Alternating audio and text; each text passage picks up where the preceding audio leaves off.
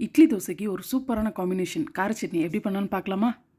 இது செய்கிறதுக்கு கரெக்டாக 5 நிமிஷம் தான் ஆகும். நீங்களும் உங்கள் வீட்டில் கண்டிப்பாக ட்ரை பண்ணி பாருங்கள், சூப்பராக இருக்கும்.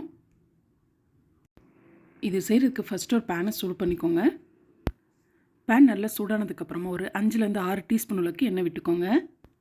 எண்ணெய் நல்லா சூடானதுக்கப்புறமா ஒரு 2 டீஸ்பூன் அளவுக்கு கடுகு சேர்த்துக்கோங்க. இந்த சட்னிக்கு வந்து கடுகு தான் ரொம்ப போடணும். ஸோ அதனால் ஒரு 2 டீஸ்பூன் அளவுக்கு சேர்த்துட்டு கொஞ்சமாக பூண்டு சேர்த்துக்கோங்க.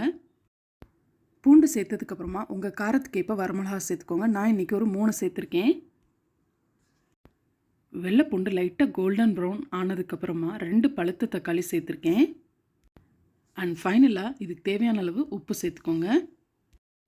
இப்போது சரியாக ஒரு 2-3 நிமிஷத்துலேயே தக்காளி இந்த மாதிரி நல்லா மசிஞ்சு வந்துடும். இப்போ நம்ம ஸ்டவ் ஆஃப் பண்ணிக்கலாம். சட்னி கொஞ்சம் நல்லா ஆறுனதுக்கப்புறமா மிக்ஸி ஜாரில் சேர்த்துக்கோங்க.